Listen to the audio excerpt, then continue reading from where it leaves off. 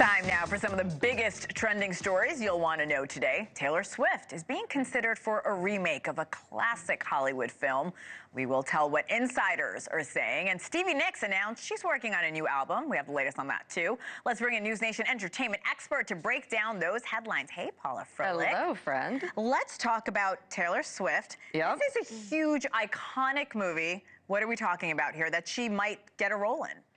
Okay, so we all have to not get so excited about this because I don't want to be the naysayer here, but let's take it with not just one grain, but a heap of salt. Okay, yes. So there are talks that The Bodyguard is scheduled for a remake because, you know, Hollywood loves a remake at all times these days.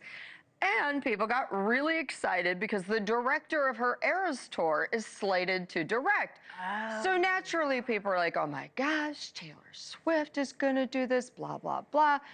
However, she has actually acted twice before. She was in Cats, which was a huge, fabulous flop.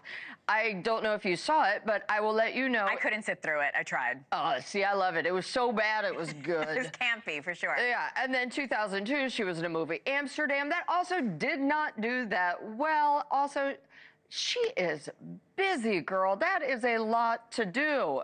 So also, the same place that reported Taylor Swift may be doing this also reported the day after Kim Kardashian might be doing this, which I think would just be awful because Kim can't sing. What about for Kevin Costner's role? Any rumors about that? Yeah, so the same outlet also said they were looking at mega stars like Brad Pitt or Tom Cruise, and I say no, they are all too old. It would be creepy.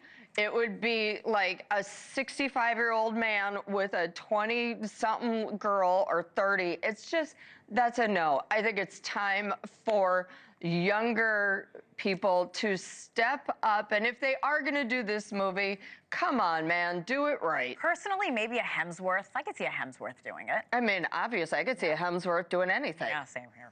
All right, let's move on to Stevie Nicks coming out with her 14th album. She said she actually worked with Prince before he died? Yeah, she's worked with him quite a bit. So she's been working on this album for years. Well, so she actually started this album after her house burned down in the LA wildfires. And it's tentatively titled The Ghost Record, all right, and I'm so here for it.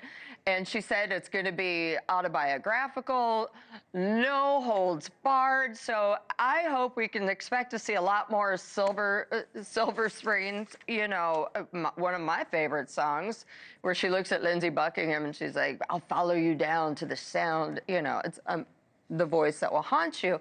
I'm down with that. Now, she brought up Prince because now, he did work with her in 1983 on her single Stand Back. But one of the songs she wrote is actually about an encounter they had. She went to the premiere of Purple Rain back in the day. And she actually had to walk out because she was uncomfortable with the domestic violence. And so she was like, Afterwards, he said, how'd you like the movie? She said, I only saw half of it. However, I brought you a necklace. And he said, I don't want your necklace. You always bring me a gift. You never bring me you. Okay. Ooh. It's basically saying, you know what's more important? Your company and your time. I get it. I've been in relationships like that. So she's been reflecting on their friendship?